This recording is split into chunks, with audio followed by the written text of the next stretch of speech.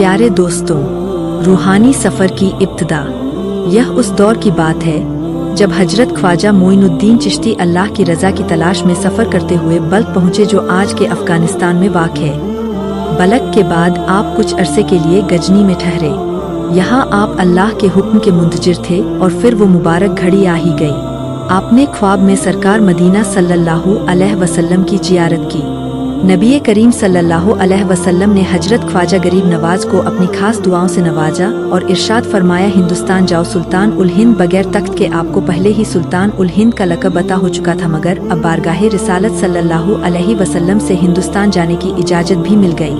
568 हिजरी में आप लाहौर तशरीफ़ लाए। सबसे पहले हजरत दाता गंज बख्श अली हजवेरी रहमतुल्लाह अलैह के मज़ार पर हाजिरी दी। 40 दिन इबादत, जिक्र और चिल्लाक्षी की।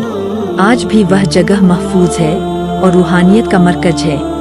मुल्तान इल्मो हिकमत का शहर। लाहौर के बाद आप मुल्तान तशरीफ़ ले गए। उस दौर में मुल्तान इल्मो फ़न का बड़ा मरकज था। यहाँ आप 5 साल क़याम पजीर रहे और इसी दौरान आपने संस्कृत जुबान सीखी। क्यों? आपने नरमी से फरमाया, मैं मुसलमान हूँ और अल्लाह का पैगाम लेकर आया हूँ। गुरूर का जवाब। राजपूत बोले, क्या तुम शबुद्दीन गौरी की कौम से हो? आपने फरमाया, वह भी मेरा दीनी भाई है। वो गुरूर से बोले, हमने गौरी को शिकस्त दी। ख्वाजा गरीब नवाज रहमतुल्लाह अलैह ने जलाल से फरमाया, अल्लाह का पैगाम कभी दफन नहीं होता।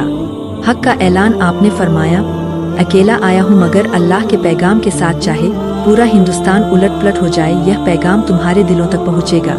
तौहीद का पैगाम संस्कृत में। फिर आपने संस्कृत जबान में सूर इलास का मफहूम बयान किया।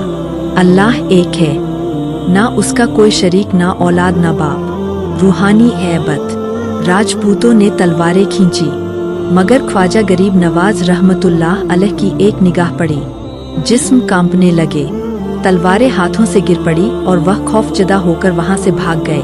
सजदे की ताकत। दूसरी बार वह फिर आए। आप नमाज में थे।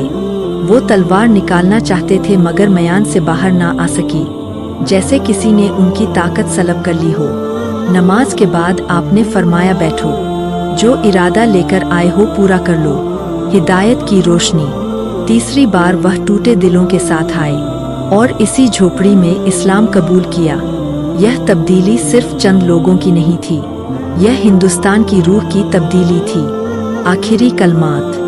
यह बात थी ख्वाजा गरीब नवाज की, जिसने तलवार से नहीं तौहीद से फतह हासिल की।